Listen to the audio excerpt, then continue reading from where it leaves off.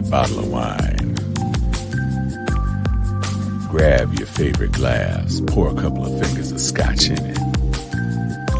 Get that stick, light it, and blow. It's time to hang with Steel Sharpen Steel after dark.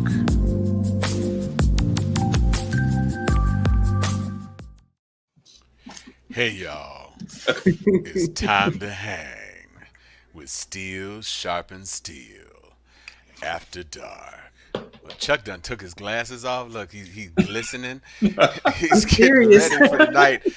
Listen, y'all, it has been a rough week and a tough week, and we are trying to keep it short and grown-up sexy tonight. I'm just here to tell you, the kids, my shoulders may be fancy, but my head is heavy. So to get things kicked off, we have our episode sponsor with Miss Joy Stevens. Today's episode is brought to you by Abuela's adobo recipe. A little bit of salt, paprika, and some more things. All the spice you need to make an excellent adobo chicken. When you're tired of the racism and you just want your food to taste good, when your go-to is gone batshit crazy, try Abuela's adobo recipe. All of the flavor with none of the racism, sexism, and batshit conspiracy theories. Found at neighborhoods near you. All right, for the bodega, we got that adobo. I don't know if y'all saw this. We are going to be talking about it a little bit later. But that is how we are kicking off the show. We are holding no punches back. And with that, it is time for our first segment of Spotlight. No doubt about it.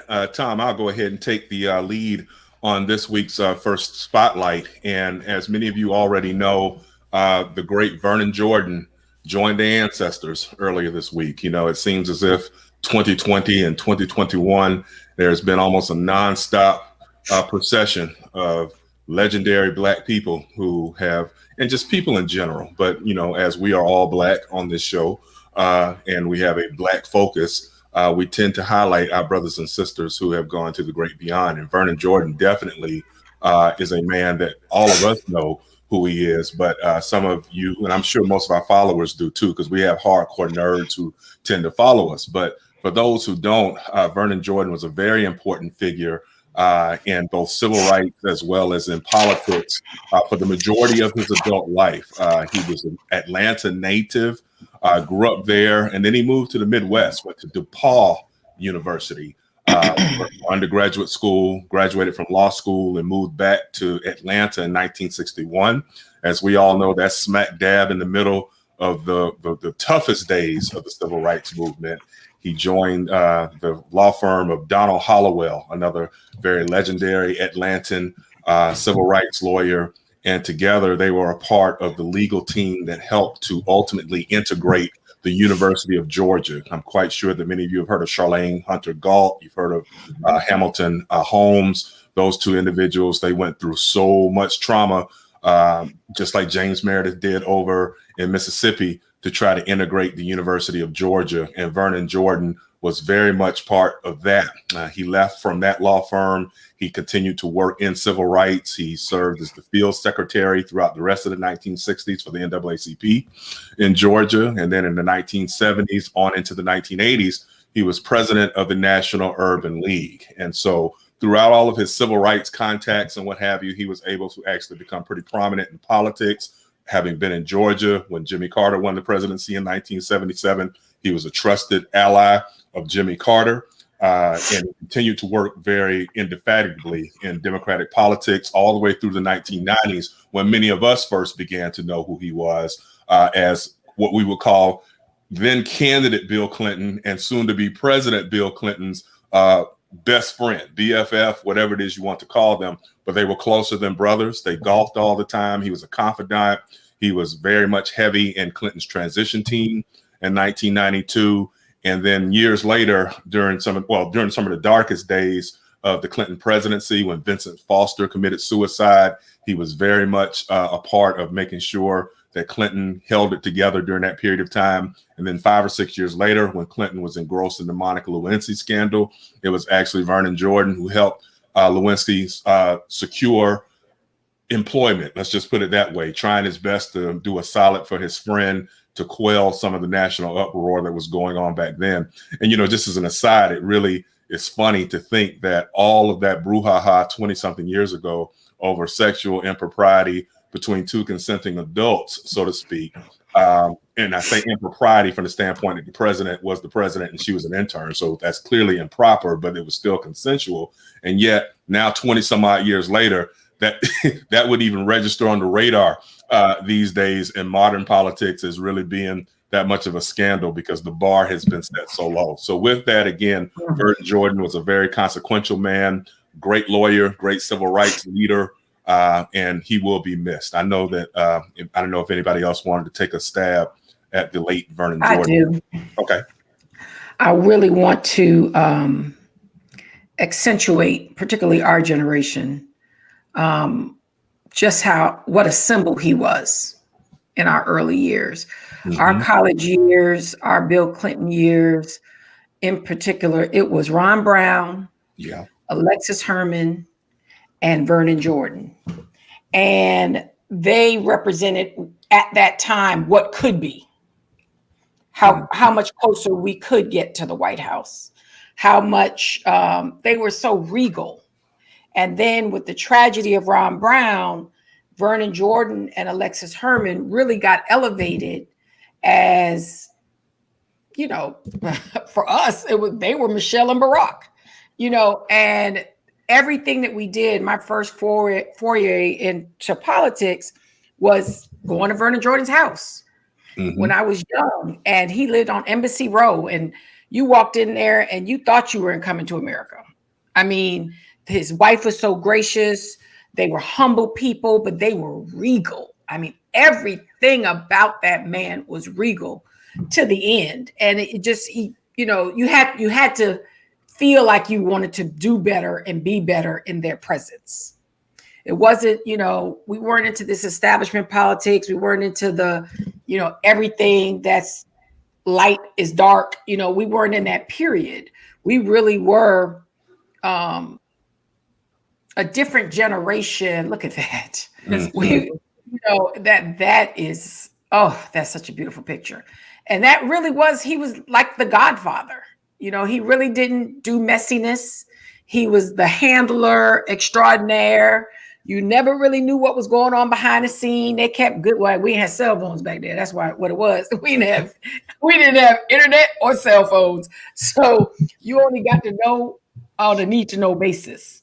But they really gave the representation that he put forward during that time. And I had a unique relationship with Alexis Herman at the time. So I was in situations where I could see their leadership at work, but the magistry that they brought forward as a kid for me, just a young 20 something, they just made you want to be better and do better and know how to represent.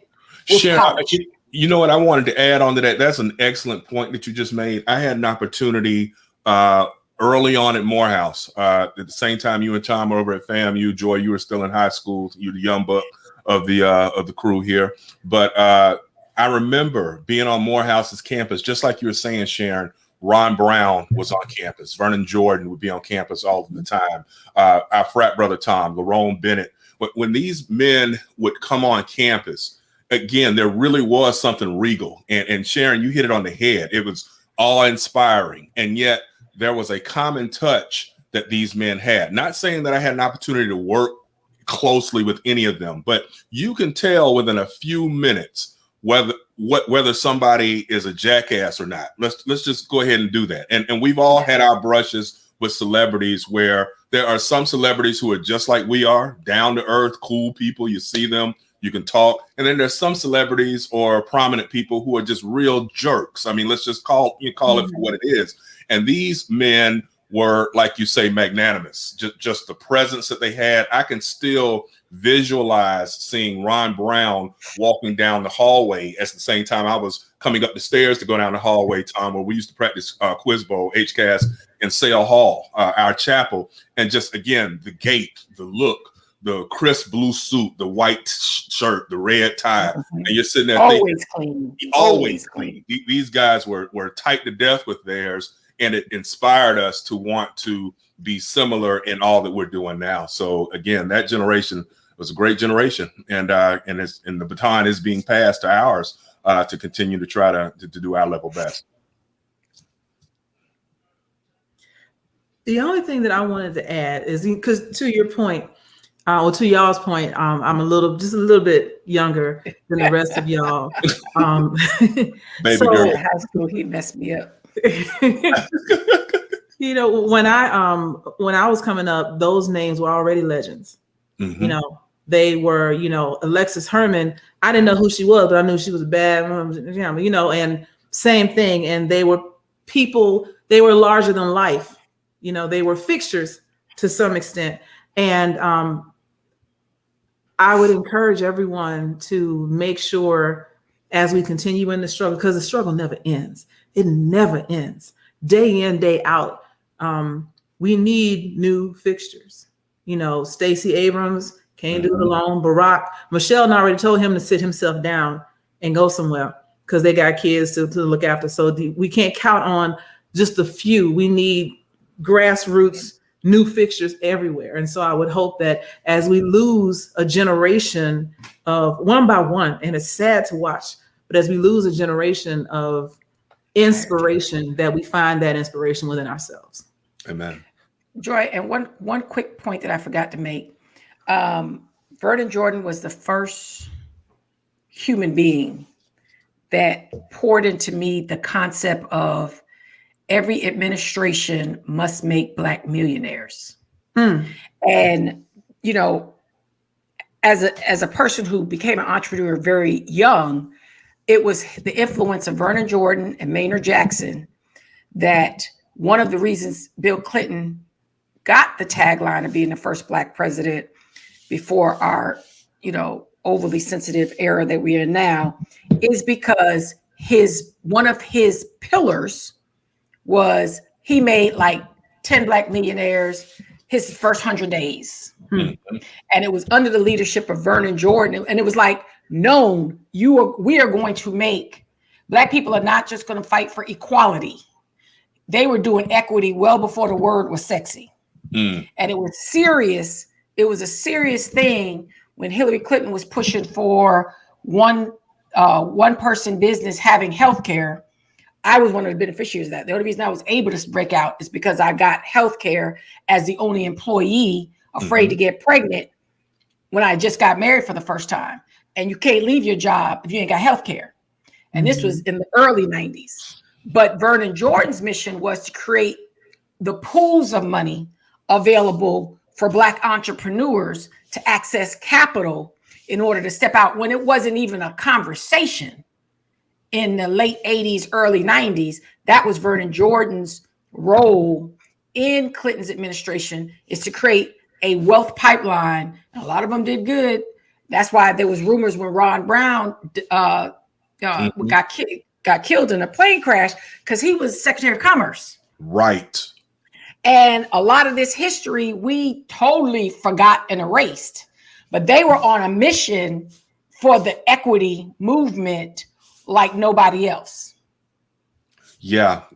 And you know what else is interesting, you all, is again continuing to talk about the persona that these people, the Alexis Hermans and the Vernon Jordans of the world and the Ron Browns, rest in peace as well, juxtapose that and how again they help make kings and queens, but definitely kingmakers in regards to politics, juxtapose the image that they projected to, unfortunately, what we see on the other side of the aisle, Republican Blacks, not all, but the ones who get pushed in front of the cameras, the ones who are proverbially buck dancing, so to speak, for the cameras. All right. Be it Vernon, whatever that alleged Kappa guy in Georgia, Don't put that man's name on your lips. Yeah, exactly. He was no name and no shield, right? There you go. These type of people, Tim Scott, you see them on TV, and those aren't the type of people who inspire me in any way, shape, or form. And I can't imagine that my nephews or my nieces watch those ones. And it's not about the politics. Again, it's not about conservative or progressive, because again, I had those same feelings that I had about Ron Brown for Colin Powell. I haven't always agreed with everything Colin Powell did when he was working for both Bushes. But when you would see him, he is a guy that you would think to yourself, boy, if you work hard, coming to America again, in 30 years, maybe I'll be on fries, so to speak, right? But in seriousness, you want it to be like those men and those women, and not like these ones that the Republican Party often trots out as these are the type of black people that you should be like. It's frustrating, but it is what it is. I want to take that moment to, and then I promise we're going to move on, Tom, I know. But I'm going to take this moment to say, push for the local school Department of Education, your local school boards, to teach facets of the 1619 Project. Because the reason you get black people like that and like Candace Owens is they learn the same history that their Republican and right-leaning counterparts learn, and they believe it just like they believe it. And they apparently didn't have anybody at home to say, that's a bunch of bullshit, right? So we've got to get better education, starting with preschool. I'm going to talk about a little bit of that bit later, but that's just one more reason that education matters, and representation, proper representation, matters at every level of human consciousness. Amen. Well, what I will say about Vernon Jordan, because you all have said all of it, is that I think it is impressive that he has inspired such reverence and respect that this body, sans teleprompter, completely off dome, extemporaneously, have been able to talk about him going on 20 minutes. Amen. And when you talk about people who are able to state their positions and be truthful and be intellectual and be a part of the political intelligentsia and what that next generation of leaders is looking like, some of us are longer in the tooth than others, but we're here. And we are doing this, and you have not seen a 17-minute package on Vernon Jordan on MSNBC that can compete with what just happened in front of your eyes for free on Facebook. That's what I'm saying. Because when we are sitting here and we are giving you the perspective that you cannot get anywhere else, that to me is exactly what the spirit of Vernon Jordan is about. That is exactly the spirit of our ancestors channeling through us to give you an opportunity to expand your horizons, think about what you're doing, think about what you're seeing, and offer the proper respect for people who are not always recognized. Sharon did it last week with the young lady who preceded Rosa Parks in the Montgomery bus boycott. Claudette Colvin. You are always going to get that here. And that is why we pay homage to Vernon Jordan, a political titan from 1935 to 2021. May you rest in power, sir. You are indeed an inspiration for us all. Go ahead, Tom Cunningham. And that leads us to our next segment. I am pushing the plow. Headlines. It is time for headlines. And boy, howdy, let me tell you, we told you in our advertisement, governors, you wow. You some wow mofos. And it really tells me something. Greg Abbott is such a clown that after he has gotten completely eviscerated, Cuisinart made a special Ultra Blendtec model for human bodies to squoosh his body in, tear him to pieces, and pour him out in the snowstorm, because that is how bad a governor you have been. And Rick Perry, I said Cuisinart and Blendtec, and all of them. Big human size, and turned him into a slurry, and then strewn him about like in Fargo with the wood chipper. That is Greg Abbott's image right now, because he was sitting there talking all this trash, and he comes out of that $21,000 utility bills for a month of lights, and he says, y'all, we got to get back to work, and so no more masks. And meanwhile, every major business in Texas is like, yeah, so we still gonna require masks. You can say you ain't requiring masks. If you want to get something down to the Safeway, down to the Piggly Wiggly, you fixing to wear a mask up in here, Jack, because we are not playing that game. And Mississippi, you 49th in about everything, y'all. 49th of 50. That's not the last quartile. That's the last 49th tile. Stop it. Education, life expectancy, infant mortality, you are down at the bottom of the list, bruh, and you want to accelerate that trend by saying no more masks? No mas masks? Yeah. The hell is wrong with you? And that's just the GOP. Let's not get into the drama that we have for other folks. So, Joy, I'm going to kick it to you just because you're another Texan. What is Greg Abbott and his predecessor, Rick Perry, who done lost his natural mind, what is going on in these governor mansions? Because it is lit up in the governor mansions, apparently. I don't know what it is in the water, but they mixing it with the wrong stuff. Bath salts, whatever. What is your take? Bruh. They don't give a damn. They don't give a damn. And that's the thing is, people always say, we got to be playing chess. Don't be playing checkers. It's a long game. They playing chess, blah, blah, blah.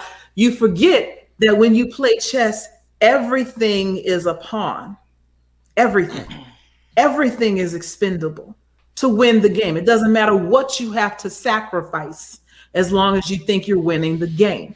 And so we're seeing them to actually have the unmitigated gall, the crater, the asteroid-sized nuts to come on television and say Texans would rather die than be on the power grid. Did you talk to any Texans? Because I am family with quite many Texans. Some I know about, some I don't. But all of them are like, yo, bro, it's 14 degrees in my house.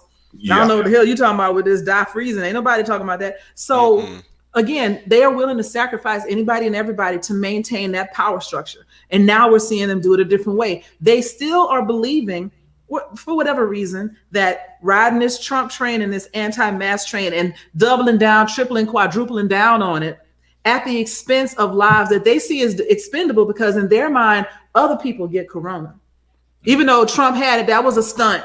It was a hoax because other people get it. And then they also know they can get vaccinated. So they don't care who dies from this. And so they can act like we're boosting the economy while simultaneously trying to throw the Biden administration under the bus, talking about they're letting illegals with COVID through the border. You know what would help that? Putting on a mask, asshole. You better tell them, Joy. I had a lot of this. You could get some. You could get a couple packs of tortillas and make masks if you want to pass them out at the border. It's the same form factor. All I'm saying is that when you sit down, I was vaguely racist. And was it? I'm sorry. I certainly did not mean to disparage my brown brothers and sisters. I'm just saying when I looked at a pack of tortillas and you fold that thing in half, you got a mask. I'm just saying, double layers.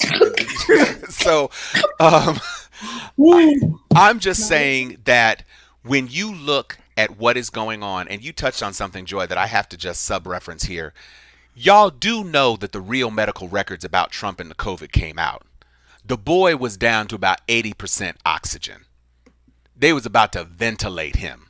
And all that lies of, it was mild, it's just like the flu. All of that. They were concerned.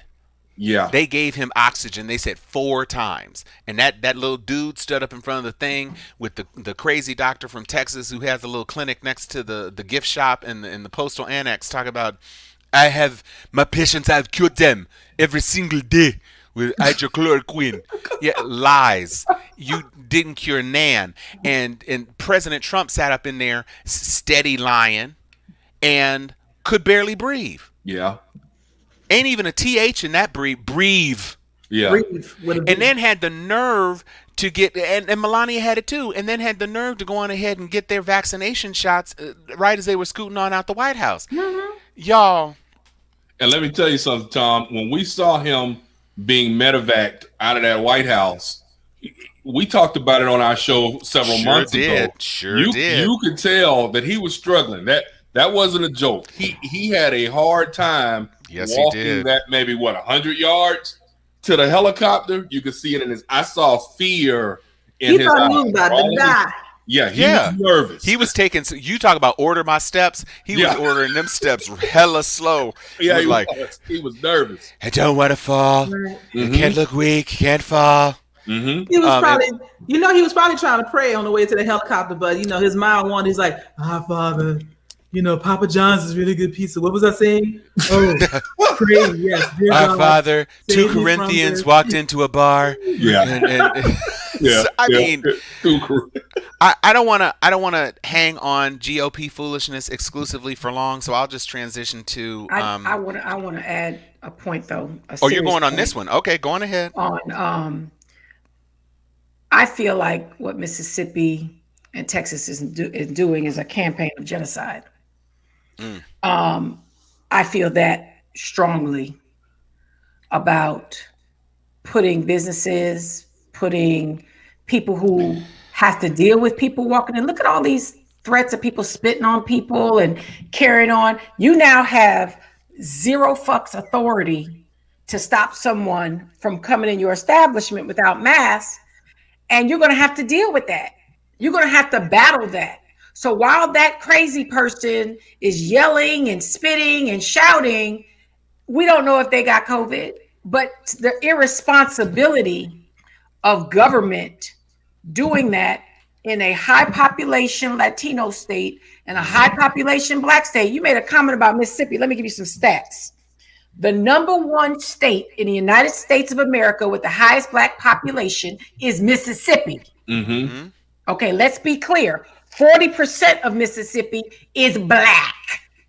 Okay, the 2 territories that they won't make a state, Virgin Island is 76% Black. District of Columbia is 47% Black. The top 3 states, Mississippi is 40%, Georgia is 34.5%, Louisiana is 33.5%, and Maryland is 32%. Keep your eye on our states. Mm-hmm. Okay, but Mississippi putting Black folks in that harm's way, there is a great line about Mississippi. It's 40% Black. Right. And that's something else. If you remember when even though Trump kept saying it's a hoax, is going to be gone by spring, etc., when the virus first started, there was widespread concern, people buying toilet paper like it's going out of style, all kinds of stuff. Folks were scared until they heard that Black people were dying faster. Then it was like, oh, well then, let me get back to my Starbucks, Campaign of genocide. Right. And so I think what you say has some merit. I think there's matter of fact, I was doing some research for a class I'm putting together. And one of the things that some of the articles that I was finding was talking about in general, social programs to help invigorate poor communities had a lot of support until they started putting a face on them that was Black. Mm-hmm. And the minute they started putting a Black face on the same social program from 5 years before, nobody wanted to support it. And it's been that way ever since. Like, you know what it was? I was looking up Ronald Reagan and his welfare queen, and come to find out it was never a Black woman. And the actual welfare queen was a white woman who had stole all this money from the government and everything. But they still, to this day, people hear that and they think some Black woman with 5 kids, whatever. So once they started saying Black people need help, people wanted to stop helping. And that's, white supremacy at its finest. And we're seeing it again right now. And Joy, I tell people all the time, you want to see, the racial disparities, the stereotypes. And that's why I blast the media sometimes too. I'm no Trump guy, as we all know. The record is clear on that. But I do share, not the why, but I share his aversion sometimes to the mainstream media because they are totally complicit in these stereotypical viewpoints being thrown out. I can't tell you how many times I've gone through the years to child support court, or if you're in the heavily white areas, the rural areas, the same stuff that they are always putting a Black face on, CBS and ABC News and NBC News and what have you. You see crack, you see meth, you see deadbeat dads, exponentially greater too. Mm-hmm. Okay, you go to child support court and it's way more white men in there that aren't paying their child support than it is brothers. And so But you they have to don't make ask the yourself, news. what's really at play that you have so many people, even us, you have some of our people actually even believe in the bullshit. That's what I was talking about earlier. Yeah. Mm-hmm. You know, oh, what was I about to say? Florida. Always. So, you know, in Orlando, folks are spitting on people at Disney that ask them to wear a mask. And so Disney is just trying to keep the people that are there to come and visit, keep them safe. Folks walking around with no mask because there's no mask mandate or whatever. And somebody would gently say, sir, you need to put your mask on. I'm a resident, you know, I'm a guest here at the hotel. And spit on somebody in their face. And then, of course, you know, because it's Disney property, which y'all know about Disney, for all of them trying to be, you know, so magical place on earth. They serious about that shit. When they say it's the most magical place on earth, it is an indoctrination. Trust me, I know what I'm talking about. Oh. You ain't gonna flex up on no guest. You and really keep are your not. job. And so You really are not. People are like they were talking about people that work in the Disney parks and in the resorts and everything, going home crying from the ridicule and harassment and just violence that they're getting from people who are supposed to be coming to have a good time in Florida, just for asking them to maintain 6 feet and wear a mask. And this is the chaos that the COVID deniers, because I won't say it's all GOP, it's a whole lot of people, the COVID deniers have brought into our existence. It's stuff like that. And it's crazy to me. I end everything with a sip. I love it. Are we ready to move on to California woes? Can we step away from the GOP to the confusion of my governor, Governor Gavin Newsom, who was doing his best to be Governor Moonbeam Part 2 until somebody said, bruh, that stay at home is some fuck shit, bro. You cannot keep it. We have been on the lockiest of downs, and it's not cute. We are coming up on the anniversary of the day in March when my children were sent home, and they have not been back to school in almost a calendar year because they are all older kids. And what has happened in some Orange County school districts is that because K through 5. Yeah, that's true. That's true. Disney does not let you die. You can't die on the happiest place on earth. You can collapse on the happiest place on earth, but you are not pronounced until you are right outside. You were right outside the gates, bro. They're not gonna have you. It's $275 a day for a park hopper. They are not having you die. Anyway, so when you have all of this going on, K through 5, because they have homerooms, so they're kind of like bubbles. They don't go anywhere. But once you get into 6th and 7th in high school, you're trading all around. Mm-hmm. So they haven't figured out the plan to open up. But my son plays football. They're talking about maybe they're going to let you play football. They tried it out for a couple of weeks, several months back before the lockdown kind of ratcheted up because of COVID increase over the holidays, right around the time of the election. But it's bad. And even people who have been particularly kind of neurotic about it, like, I don't think there's a real chance, but if you walk past me, I'm going to put my mask on in the office, whatever. Now it's like, look, nobody's catching it. Can we, like, relax it a little? Like, we went out for Kathy's birthday, and the wind, because you couldn't eat inside, so we were sitting on the porch. We wanted to go to one of our favorite spots. That hawk was whipping around us. You can't put a plate of eggs on the damn table without it turning into ice cold within 3 bites. You shoveling your food like this, just trying to eat, paying $120 for some goddamn French toast because it's a special first occasion. Of all, what? Let us back in. Yeah. I'm gonna need you not to pay $120 for. You know how much? Well, that was for 5 people. The French toast is good. I'm just saying. I'm gonna be like Eddie Murphy. Mom, we got French toast at home. They charge you $6 for a fresh squeezed glass Hawaiian of juice. bread and make that French toast. Listen, I know all about brioche. I'm just telling you, it was a birthday, and that's where we were gonna go. The heat and lamps didn't work. This family of like 12 people tried to sit around a table for 4, grabbing tables, grabbing ultra heat lamps, and all that other foolishness. We need to be able to have a sensible solution, and Gavin is realizing his political futures are in danger. And that is why even some of the Democrats, when they try to do the right thing, sometimes they end up having to make some compromises because people are just tired.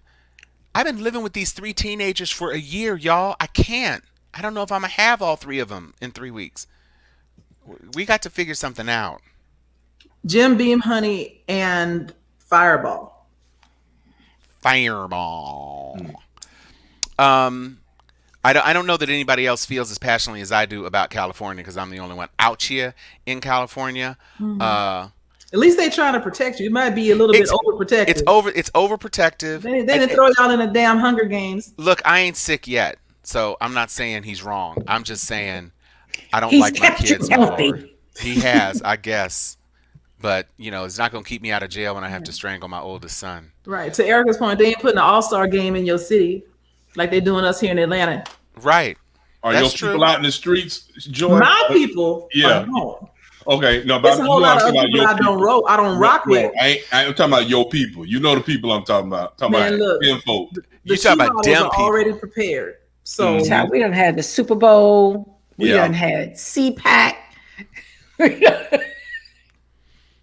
You had CPAC, you're going to need a CPAP. Just trying to breathe. Really? Do you have anyone, any Democratic governors that you'd care to weigh in on, Sharon? Let's talk about Andy up there, my home state. Ooh, baby. would you happen to mean Governor Cuomo, who almost was up for president? That we were all rooting for, like, why don't you jump out there, Andy? Right. He knows how to handle things. Oops. Somebody knew better, because he's in double whammy. Oh, yeah. I got bigger issue with the nursing home than homegirl letting know all the flirtation tea. Now, unfortunately, I'm old school. The punishment needs to fit the crime. Okay, I don't want to see another Al Franken. Right. Yeah, that was taken out. This is not a Jeffrey Epstein situation. It is not. But Andrew Cuomo, you should know better. Sure should. Because what they started doing was showing all not Buddy from The Undoing. I mean, he don't need to run again. He need to sit his ass down. Nah. It's a ribbity rap. She done turned it into her 3-hour interview. He didn't exactly say this, but I know that was his intent. You should have kept that to yourself, boo. You sure should have. Don't because equivocate. you dealing with a whole bunch of lawyers, and you gave away the case when you kept interpreting everything that he did. Right. And she did it over, and I love. I'm just like, okay, boo. The flirtation, he never touched me, this is what I know he meant. He meant he wanted to sleep with me. And then to juxtapose that to your previous trauma, I was like, don't end up on the witness stand, boo. Just ride this interview out and go on about your business. And go back. Because if here's you want the coins, get some coins. But you totally exonerated him from just being a dirty old man by finishing every sentence in your interview with, well, I interpreted. It's, I have a colleague here, and her but he position is done politically, Jerome. I agree with you. Her position is that it's time for these 78, 79, 80-year-old men, the toots and the babe and the honey, that era is over. And you're the governor and you're killing old people in nursing homes. You don't get to do all of that. Like right. you are not Donald Trump. Donald Trump ain't got a TV show no more, and he doesn't have the White House anymore. And you're old, and you just don't get to play those sorts of games. Just stop it. Don't nobody. We know, we get it. You're single. Okay, so find you an age-appropriate woman and go do your business. Right. Just leave it out the office. Why are you shitting where you eat, bro? It's just not necessary. It's plenty high-level escorts that would be exclusive to him for the right price. It's not even. It's plenty Wall Street widows who'd be happy to be with the governor of New York. Are you kidding me? Upgrade your game, dude. Right, you're Cuomo. That's what I don't understand about Monica Lewinsky. I don't understand about this chick. White men, y'all just not real strategic, but the whole little and just to correct the record, however, he's only 63. So he fucked up a lot. Yeah, he's a young boy. He just white looks like crack. hell. Yes, it's only black that don't crack. Okay. True. He's only 63. Okay. So damn, that's only 11 years older than me. He fucked up his future. Yeah. Because he was also out there clowning people on Me Too. He was also out there saying, raise the bar on sexual harassment. I mean, his hypocrisy ends his political career. But I mean, his shit is done. Right. His shit is done. But He ain't gonna it's resign though.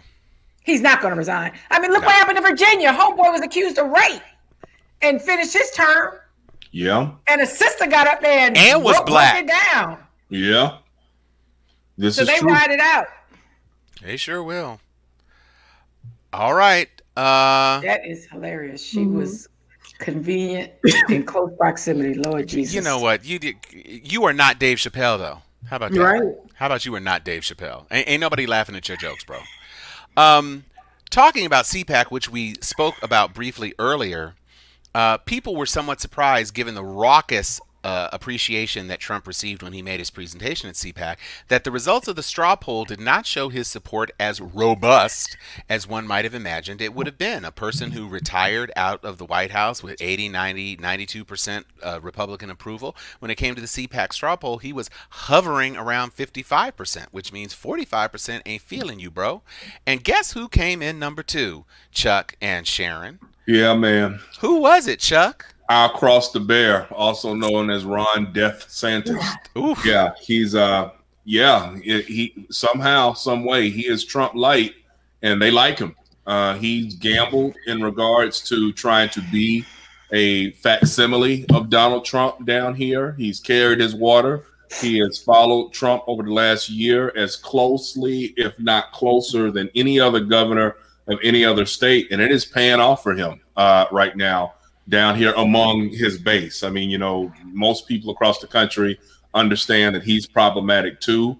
Joy, when you were talking earlier about how once the report came out that it was mostly blacks and Latinos who were susceptible to dying last April, within like 48 hours of that announcement, Ron DeSantis was like, we're opening back up, like toward the end of April. And that started an interesting civil war between DeSantis and Trump, because Trump was pissed off with him in regards to, hey, you follow my lead. It was a very interesting play on federalism, so to speak. But yeah, they like him.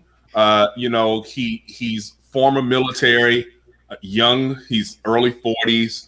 The problem, though, and we talk about this a lot when we get to this subject, is I don't think that his name will ring out across the country in any particular way. I mean, the CPAC was in Orlando. So with it being in Orlando, you've got mostly Floridians who are there as participants. And so it was his home turf. You have to ask yourself, if the CPAC was in Wyoming or Illinois or Pennsylvania, would he have polled so well in the straw polls? I don't think that he would have, but he definitely feels really confident in himself right now and feels as if he's going to walk to a win next year in his re-election for governor.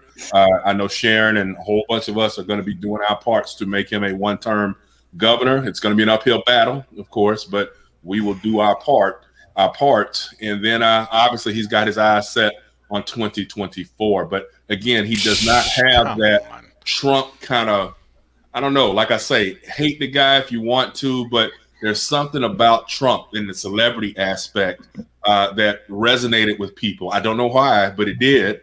Y'all know why. I told you why before. Racist. No, it's a whole lot of racists that can't pull those numbers. It's the appeal that y'all refuse to let me say exactly what it is. It's a combination of the appeal he had 30 years ago and nostalgia from those same people who are still voting in that 70-year-old voting block. Like, they remember when he was 35 and on America's Sexiest Man list or whatever. And they're voting for that, whether it's a man or woman. Just like Austin Powers, women want him and men want to be him. That's how they see him. Even though people who are looking at him now like, ugh, they're voting memory, Yeah. And he's out here saying what they wish they could say. But when they say it, they go to jail and lose their job. But he is their poster child for everything. 300 people arrested. And no pardons. None. Nan. It's like he didn't care. Almost like it. I don't know what to say. Moving on. Oh, I'm glad you said it. Praise Jesus. It's 4:44 minutes up in the show already. We barely out of headlines. Goya Foods CEO Look at this Goya. Now, look, I am the first to admit I was never a Goya canned beans person, and thanks to Instant Pot, I can use dry beans now. I don't need your old crazy ass Goya beans.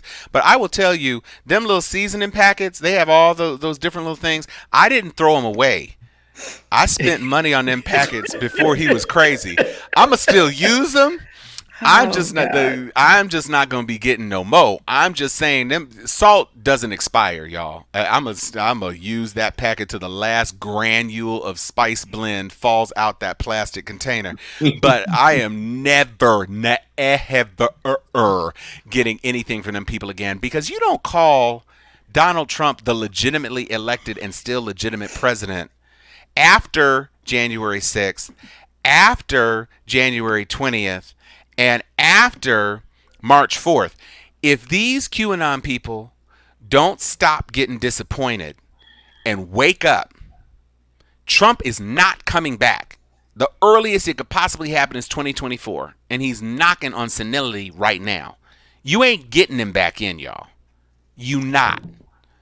So, Goya, I'm sorry, market share, bye. That's what all them other beans is for. Go on ahead, Sharon. You know, I was traumatized that day when that broke because I had just come back from the grocery store with my 4 boxes of Goya yellow rice, Goya kidney beans, and my Goya coconut milk to make my mother's rice and peas. I was like, damn. I was in the family culture. Like, I got family that work there. I was like, I have to confess for a moment. Uh-oh. This fool got up there and said the real, legitimate, and still actual president of the United States. What the? The reason we even was clouded before is because he praised Obama when he was president, and then came back and, we're like, okay, maybe that's status quo. This man ain't even in office no more. And he doubles down and then makes false claims that the presidential election that Trump lost conclusively, and that the state contests in Georgia, which Biden won narrowly, were not legitimate, and claimed mail-in ballots were fraudulent. I mean, he literally had the talking points in his hand. And then had the nerve to say, we still have faith that the majority of the people of the United States voted for the president. I think a great majority of people in the United States voted for President Trump, and even a few Democrats. I mean, I really want to know what the hell people are smoking. Mm-hmm. Racism. They're smoking racism. This man can't be smoking no racism. I mean, they try to put up walls for his ass. I'm just like, I don't even understand. You forget the magic pill, and just, is he allowing drug smuggling through Mar-a-Lago? I don't get it. For this man to risk, is he right up there with Publix chick? Mm-hmm. I mean, these are very wealthy, very established people. This really makes me nervous because this is illogical. This is not like the Bush dynasty where you're talking about decades and generations of loyalty to the bushwhackers. This is some two-bit hustler, who has been dying for validation for so long. And to even see any Latino fall on a sword is mind-boggling. But somebody of status and wealth and that has absolutely no moral compass to actually buy into this bullshit and say it out loud to the point that he may literally get removed as a chairman of this company when the company's board has to put a gaggle on you. It's not even like they ride or dine with you. These people have a lot to lose. What was that other person that somebody said had $1 million job and lost his job for speaking out of turn? I'm like, what is this man doing? I've never been a cultish person, but I don't even understand the irrational behavior of these people for this idiot. I'm done. Mm-hmm. So just point of order around the Latinx population. They are, if you go all the way back to the slave trade, Spanish and Portuguese were also considered white. It wasn't until we started having a lot of mixing only in the United States that we started considering people with Latin or Hispanic background as not white. And this is why we have white, non-Hispanic and everything on the census and on the test forms and everything, because yeah, that dude thinks he's white and he will fight you to the death to hold on to that. And is very much cast as, I think it was Carla Butterworth talking about this. The caste system told him that he ain't Mexican. And Cubans look down on Mexicans. Colombians look down on Venezuelans. All of them trying to out hate each other. I could spend a whole hour talking about the lightening of the race in Brazil to try to maintain a level of whiteness. So yeah, he absolutely believes that, and he thinks that he's on the side of all of the xenophobes and the racists and everything, looking at Black people and Mexicans and whatever. And he don't understand. The minute he opened his mouth, they looking at him like, "Nah, bro, go on, get your ass on the other side of the line. People. Go with your people." I had a friend that had a very rude wake up call because he thought the same way. And I, in a fit of anger, I told him, "Say, tell you what, bring your ass down to Brownsville, Texas, and start speaking Spanish and see what the hell happened to you." And to his credit, he did change his whole life. His whole life. He feared for his life the way he never had before, because he was just another dirty Mexican when it came down to being in Brownsville. It didn't matter that he is actually Spanish. Right. Oh, there's no difference between Spanish, Salvadorian, Guatemalan. If you say burrito, you just you some indigenous fruit picker as far as those people are concerned. That's just the way it is. Yeah, they have broad groups. Not care. You are in that group, and don't let you have any sort of melanin. Even a slice of pinto bean coloration, it's a wrap. I said it. Toni Morrison made a good point that there were people in Europe who were not considered white. Even the Irish, Italians. And when they got on that boat and they came over here in America, they could be white in a way that they were not white in Europe.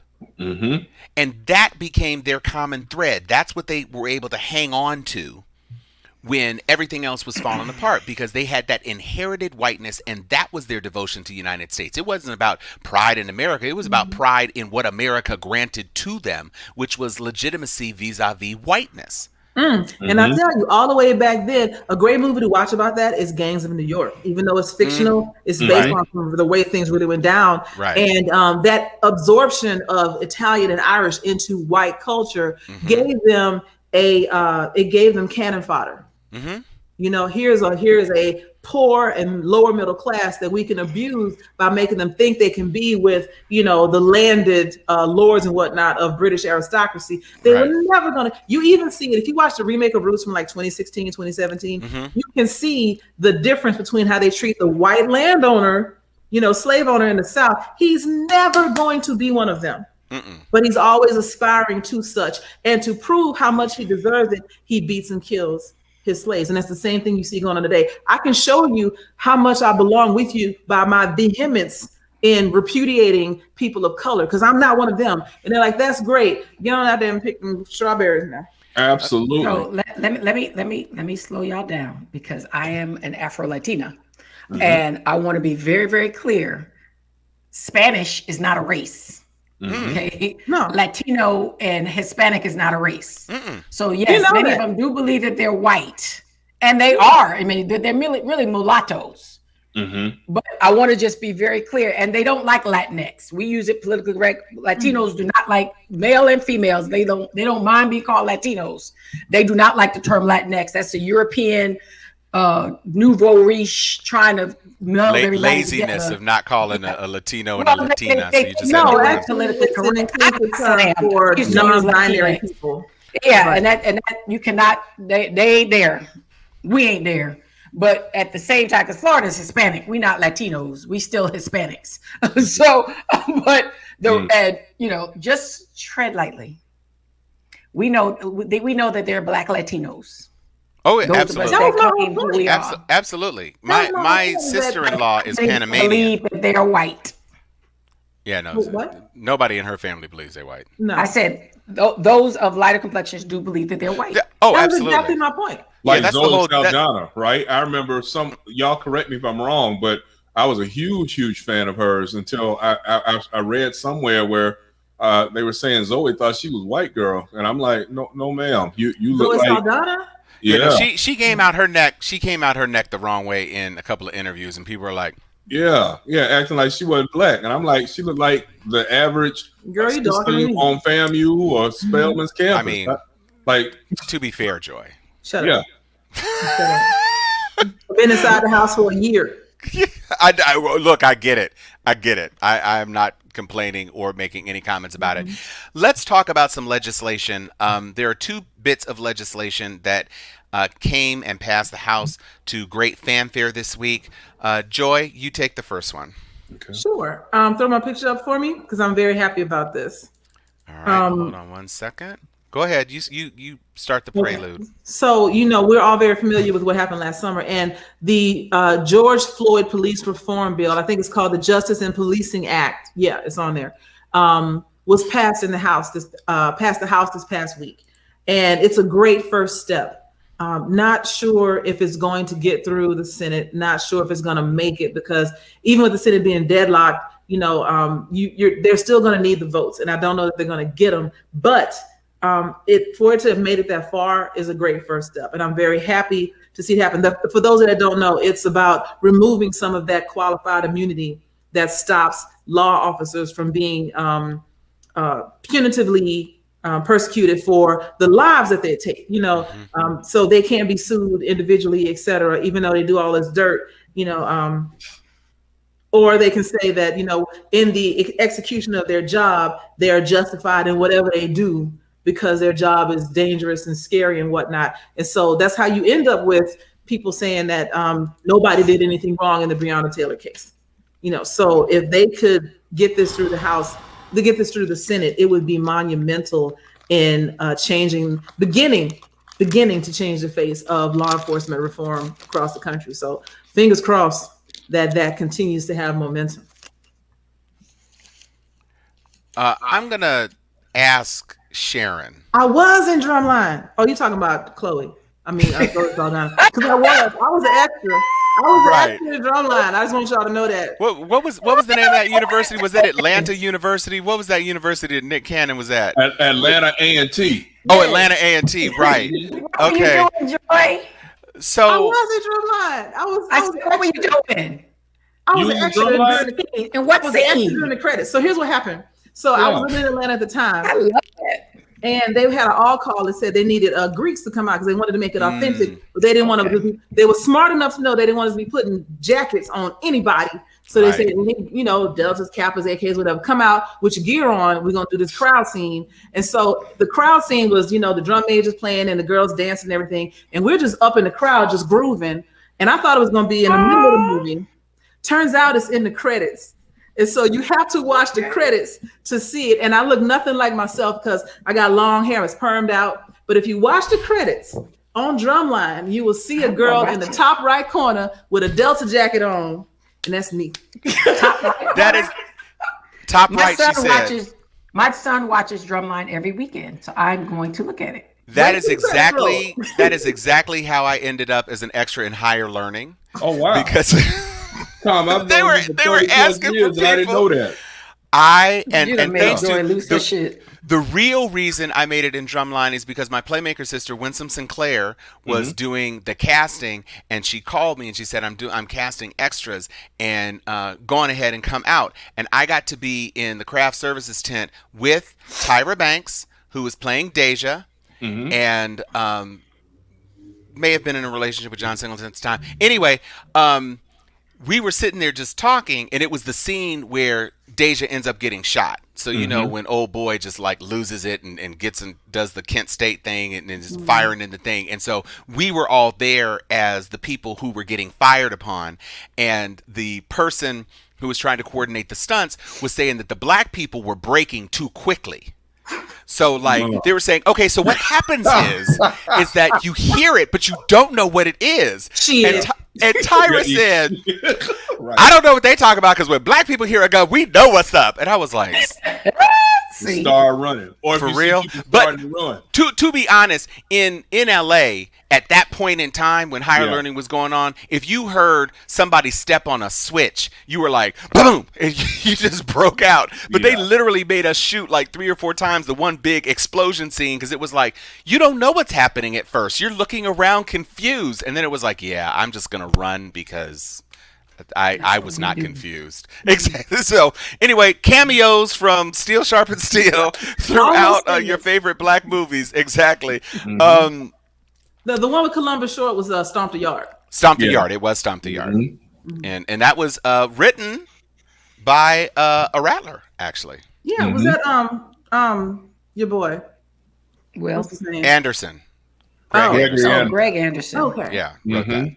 Very cool. Ossifil Anderson's son. Mhm. So yeah, So the Rattlers know who we talking about. Sharon, I just want you to touch on because there was another big bill that passed the House. Well, actually, 3 bills, at least 2 this week. No, it was this, APA, and HR1.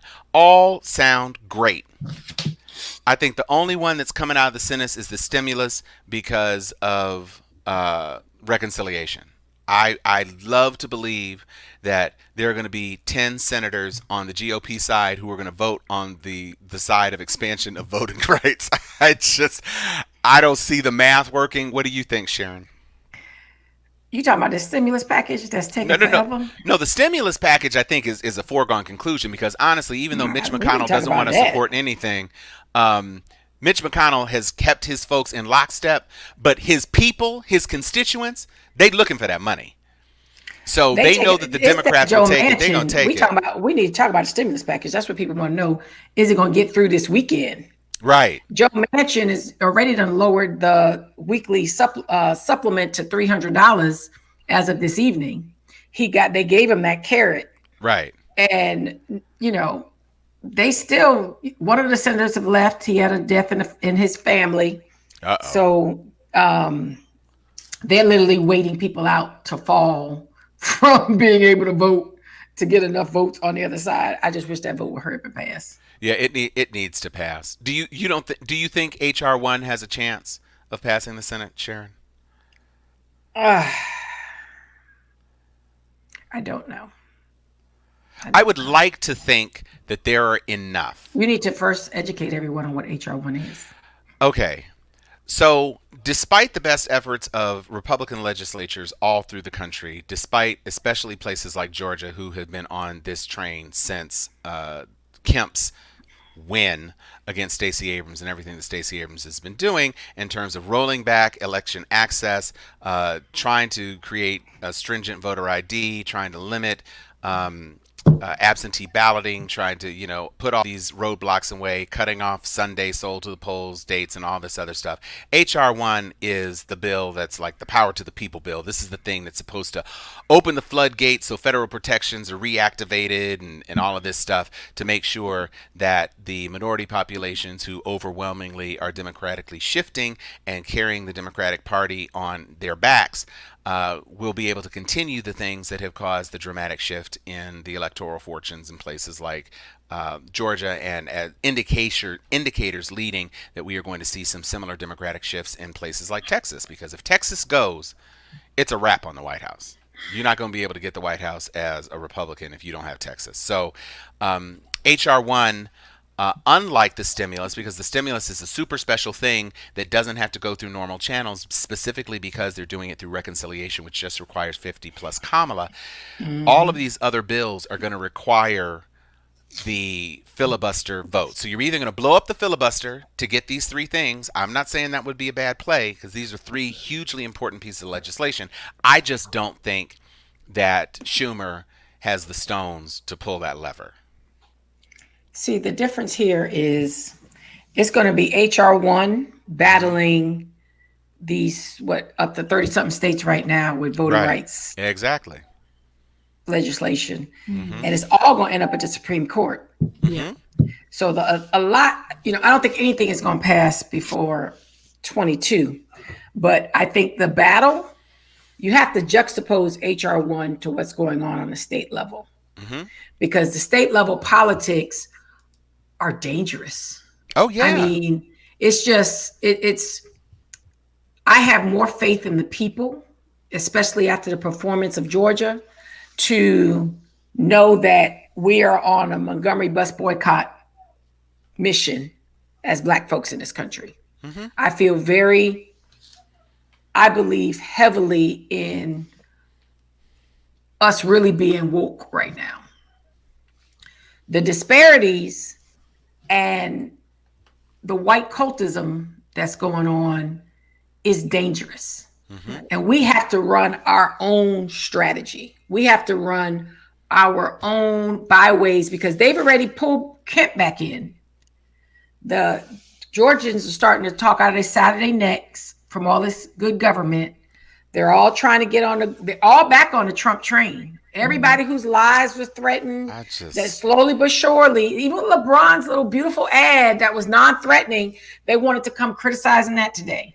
Mm-hmm. So it's showing me that the white people are having their own meetings saying, you don't really want Stacey Abrams to be your governor, do you? I mean, I really see that happening right before our eyes. I mean, so we've got to say, yeah. Go ahead, Joy.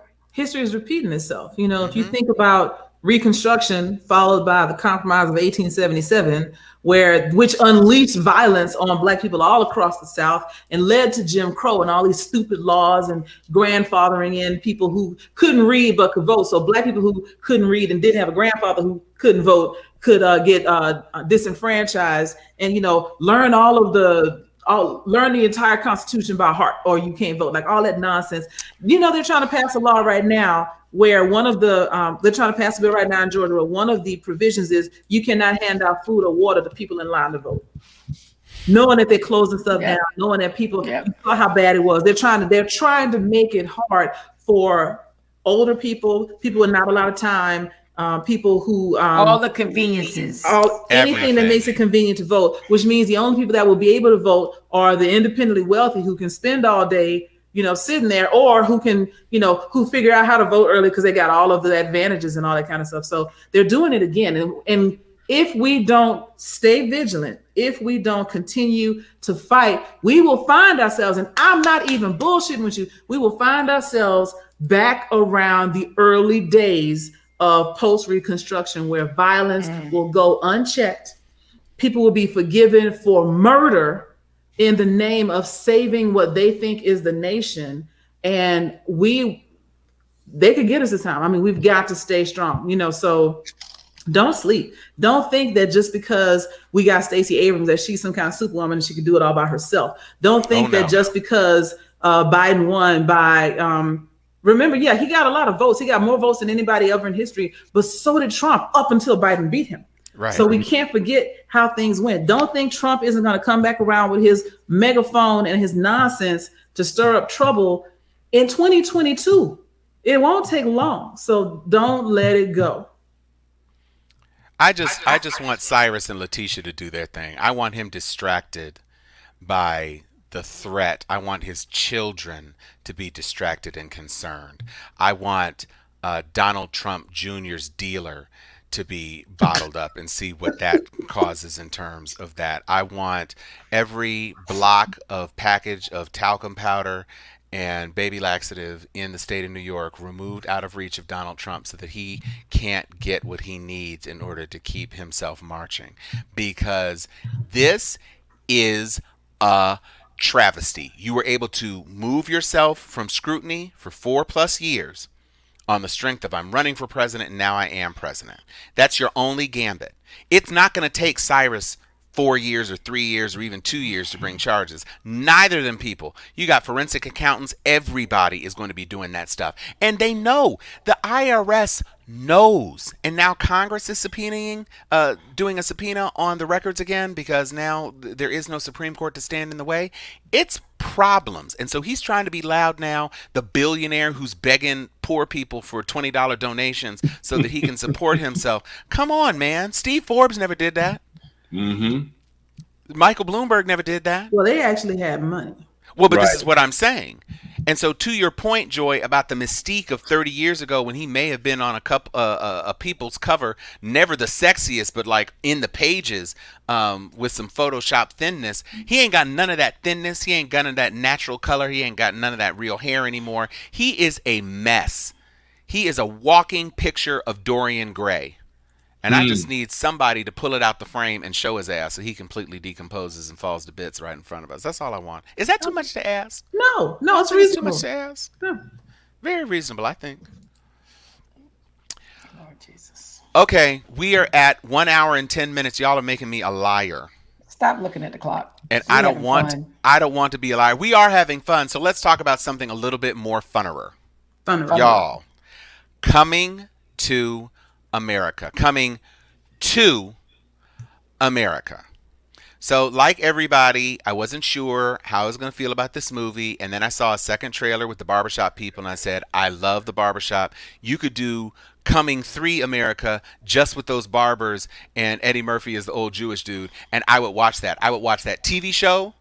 I think Arsenio holding a plate of food every goddamn time in the barbershop, but don't nobody want to get their hair cut because they feel a string bean going to fall up in their hair. I think he's hilarious. I think Eddie, every time somebody calls him Kunta, every time somebody calls him Simba or anything, I think it is hilarious. No spoilers. All that's in the daggone trailer. However, all I will say is y'all going to watch it anyway, and you should watch it. You really should. If only for the fact that they do a callback to Peaches. No. It's they pull the footage, and this is one of my challenges. They pull footage from the original movie like 4 times. And so they do revisit some of the best sequences of the dating thing. And my name is Peaches, and I'm the best. Stop it! You done seen that movie? Stop pretending you ain't seen that movie 742 times. I don't even know what you're talking about. I don't want to ruin nothing. Anyway, we're gonna watch it after this show. Yay! Okay, Next. watch the movie. Enjoy the movie if you can, and we will talk about it next week. But it is definitely something to watch. It just came out this week. It came out yesterday on Amazon. Go on ahead and watch it. You know you're going to watch it anyway. And let us know what you feel in the comments. I'm literally not spoiling anything. Sharon really can't wait to see it and talk about it. I didn't yawn. Chuck might have, and I was the one who's supposed to be yawning. I did. Oh, you did. So Chuck and I have seen the movie. I'm just gonna say the two brothers on the show. You have not. I know, and that's why we moving on. We steady moving on. It's Women's History Month. Can you put us on top, please? Thank you. Yeah. Oh, here you go. There you go. Was that slick? Joy? That was slick. Here, and you know what? I'll even mix it up. So you have chocolate and caramel. We got a whole petit four of melanin on here. I was tired of feeling like you was going to spit on my head and give me COVID. Oh, my God. Please note the time at 9:53 when the show went off the rails. The show has gone off the rails. I want y'all to know I've been dry for 2 weeks. So I don't know what after this show going to happen. All I'm saying is that Reese's just debuted an all peanut butter version of the Reese's peanut butter cup. So me and Joy are representing the peanut butter on the outside and the inside. Jesus. And we got the 2 regular cups in the upper left and lower right. So we a whole Reese's family right now. Oh, my God. Just because we was on a boat together, don't you know. So there's a joke sitting right there about chocolate and the peanut butter that I'm just going to leave alone. Leave it alone. Leave it alone. Thank you, Chan. Thank you, Chan Thomas. Thank you, Chan Thomas, for representing for the truth. That's all I had to say.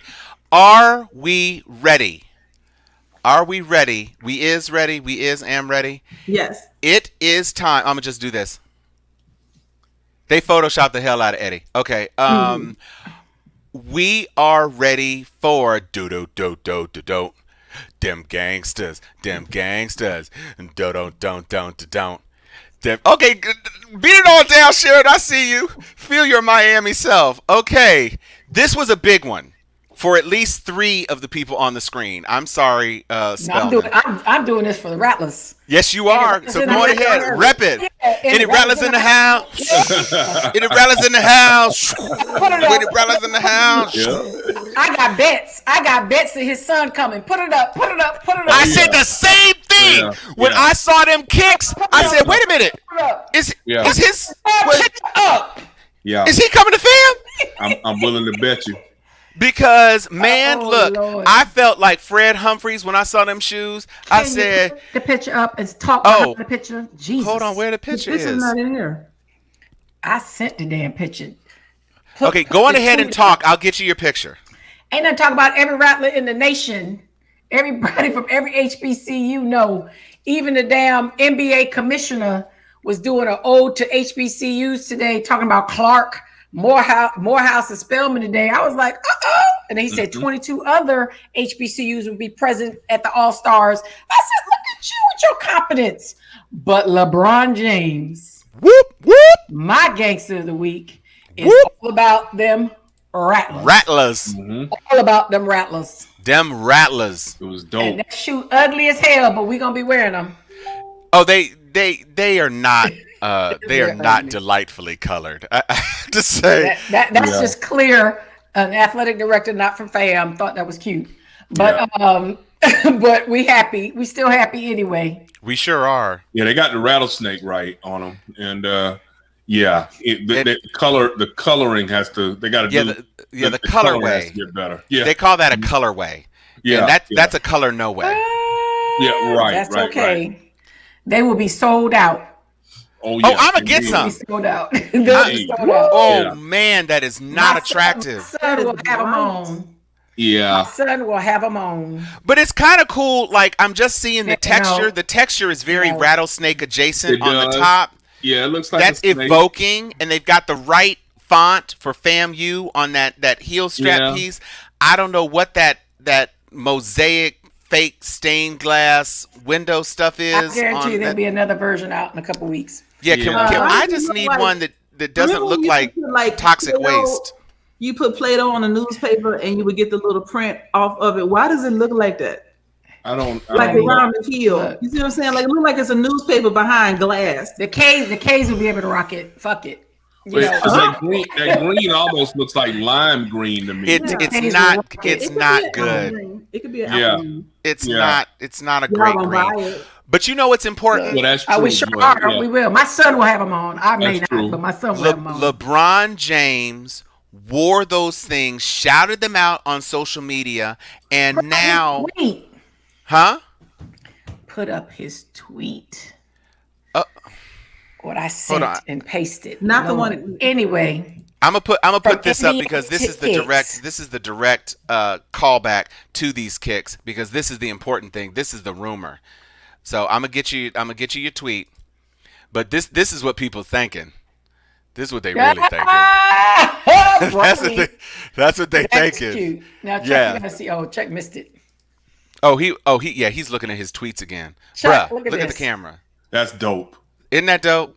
That And they is got the dope. right Rattler logo on there. That is dope. Mm-hmm. That is dope. So let's get LeBron's FAMU tweet. Go on ahead, Sharon. And our basketball team is winning a lot again. Like Right. yeah, playing good ball. So Look at that. in the Al doubt, Lawson the Center.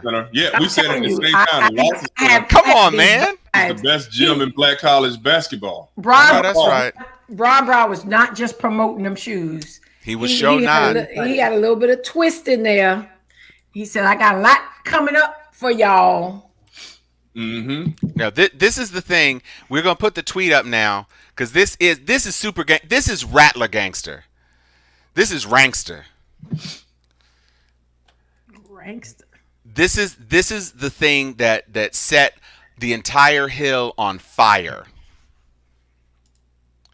Looking forward to what the future holds. Come on, LeBron. Come on, LeBron. Yes, That's yes. what everybody wants to see, LeBron. Yes. Mm-hmm. I mean, so okay, yes, Andrea, silly putty. That's what That's what you put on with the. that's what you put on the newspaper so Make you get the regular cartoons. too. Back when they used to have color funnies, you put it on there and you can now read it in reverse. That's what silly putty was good for. Mhm. Yeah, So this that is was my gangster of the week. Was that all y'all's gangster of the week? I'm We're not taking doing- it. You I'm know, not gonna lie, Thomas I'm sitting here busy right now overtalking trying- mine. I'm sitting here looking You know for how that one. works. So if we're gonna, Is that good for us that we can all claim? No, Joy has one. Joy has a. No, Joy has one. Joy has Oh, one. okay. I got you. Searching. I got you, Joy. We can close it out with Joy's craziness. No, I got it. I got this time. I got you. I got a process here. Thank you. Okay. Yes. So Make it happen, Captain. I'm going to keep it going because, LeBron, he had his tweet with the family stuff, but he also tweeted at Kelly Loeffler, Woo! stick to sports. Yeah. Because Kelly Loeffler just lost her WNBA team to a player she refused to meet with. And my gangster of the week is Renee Montgomery. There it is. For those of you who don't know who Renee Montgomery is, she was a member of the Atlanta WNBA team that Kelly Loeffler was majority owner in. She was the member who took a year off to start her activism in the greater Georgia area and was, persona non grata to Kelly Loeffler. So when she asked to meet with her, Kelly refused, like, I don't meet with you kind of people, and lo and behold, as she lost resoundingly to Warnock, her wagon just rolled to a stop in the middle of the street because what it was hitched to was no longer valid. She became a pariah. She was forced to let go of her team, and she sold it to, yes, it was a bigger conglomerate of white people that bought the team, but a minority stakeholder, and the VP of the team upcoming is going to be my girl, Renee Montgomery. And that's a gangster move. When you try to work through the system and the system won't work with you, so you up in the system and take that shit over. That's what I'm talking about. Much respect. And y'all gonna put some respect on the WNBA starting right now. Yes. I mean, I don't know that I'd go that far, but yes, Renee Montgomery is the bomb. Look, I told you this glass is empty, so I'm standing by what I said. WNBA has great players. They came out for Warnock when he was polling at 9%. Absolutely. Before. Now you talk about gangster. Renee and the rest of that team, they were wore them wearing shirts. both Warnock shirts. No one that Kelly Loeffler was running move. For the city. Baller that was move. a gangster move back in the day. Yeah, that was super gangster. She gets mad respect from me. She and all everybody props. All props. No question. And congratulations to that lady, because that is a boss move. That is a boss move. And who was it that helped her fund her stake in that thing? Because she didn't have like that ready cash. Wasn't there somebody who was boostering her and helped to put her on for that? I don't know. Was it LeBron? I think it was LeBron. I think LeBron wrote a check and was like, here's your slice. I want to make sure that you were able to get your slice. Because I got a lot of slices. I don't want to be spreading bad news. Before I got enough shine, I don't want to be spreading. And I don't want to take away from her accomplishment by putting it all on him like he bankrolled it. But we'll investigate to make sure that that's right. I'm hold on. We're about Renee Montgomery right now. We are about Renee Montgomery. She is a boss, a boss's boss. He gave Congratulations her the encouragement. To you. He gave her the encouragement. Yeah, I know that she was inspired by because he was originally investigating buying it when it was investing in it when it became known that Kelly was not going to be able to hold on to it. He thought about it, and he may have added to the shell company, whatever you want to call it, that she's a part of. And yes, Erica, thank you. It is Women's History Month, so Tom, you can stop researching whatever you're researching. I already found it because I try not to talk out of my ass, but that is not to dim anything about Renee Montgomery. Thank you. This is her, even though she does. There's no even though. Ain't no but. Ain't no but. Renee Montgomery. She's a boss. Yep. Thank you. Boss people doing boss things. The next episode is going to be on Black feminism. Okay, here we go. That's fine. Go ahead, do that. The entire episode. Are we ready for the y'all? So I can get out of here. Are we ready for this? Now this is Joy. So you going ahead and take it, Joy. And I don't know if you want me to play it or if you're going to trigger it when you were ready to. You just let me know. Put up Erica's comment. That's the y'all. Put up Erica's comment. Where Erica at? Yeah. You know what? Lies. I'm not gonna put that up because I'm not hating on nothing. Black people supporting each other is not hate. Thank you, Erica. It is not. See, you sitting here. It's Women's History Month. You trying to bash a brother. You don't need to do all that. But Erica.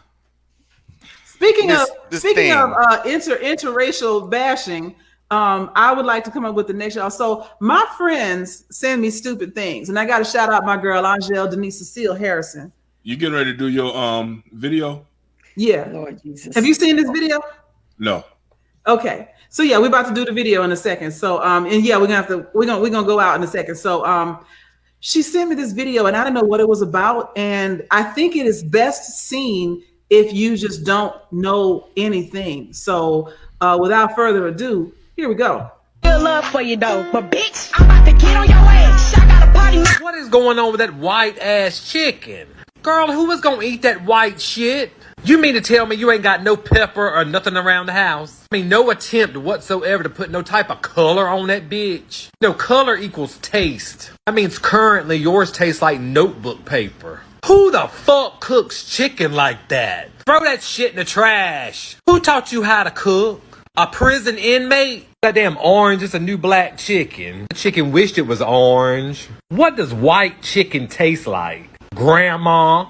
Honey, that chicken's so white that it called the cops on its black neighbors because they were playing their music too loud. That chicken's so white that instead of saying cock-a-doodle-doo, it says, "What a gnarly sunrise." Looks like you frying up a block of that Texas snow. Girl, cut that stove off and quit wasting all that meat. Honey, just fix you a can of chicken noodle soup and be done with it, please. Good love for you though, but bitch, I'm about to get on your ass. I love my friends because they're stupid like me. Orange is the new black looking chicken. Right. What that chicken tastes like? Notebook paper. No. Tastes like grandma. Stop wasting that good meat. Ooh-wee. Yeah, that was funny. Oh Lord. That was my favorite thing. And so yes, I will endeavor to make sure that my friends bring us something really stupid to lift our spirits every week because they are dumb.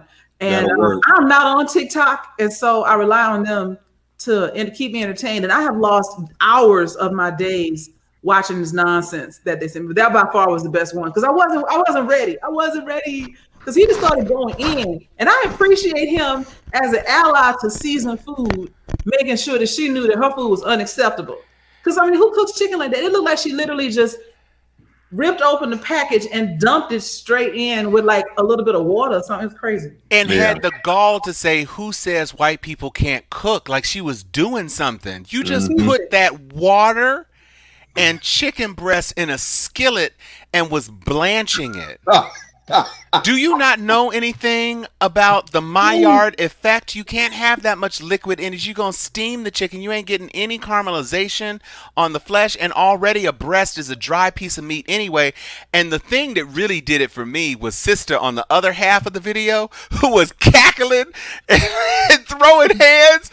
And just every time he said something, and he was just nonstop. I appreciated that so much, Joy. Thank you so much. You know, that's how you know when black people are really amused because we laugh with our whole body.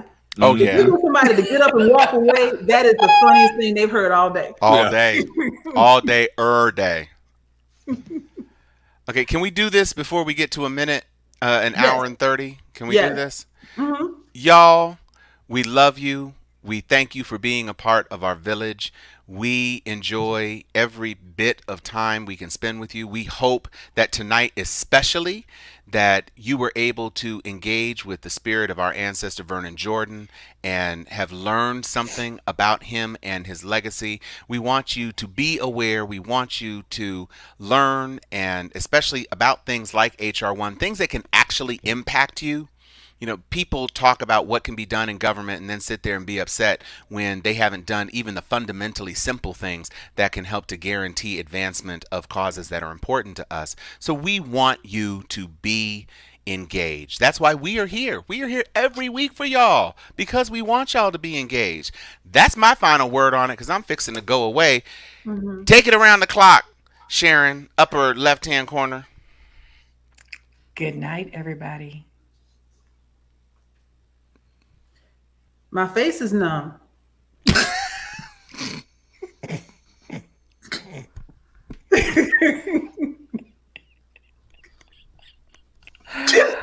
Father God. Father God. Father God. In my defense, I was left unsupervised. I don't know why y'all let me out here like Clearly. Clearly. Chuck, what you got to say other than snoring? Yeah, thank you all. God bless and good night. God bless and good night. Right. Yeah, you know what time it is. Crack open that bottle of wine. Grab your favorite glass, pour a couple of fingers of scotch in it. Get that stick, light it, and blow. It's time to hang with Steel Sharpens Steel after dark.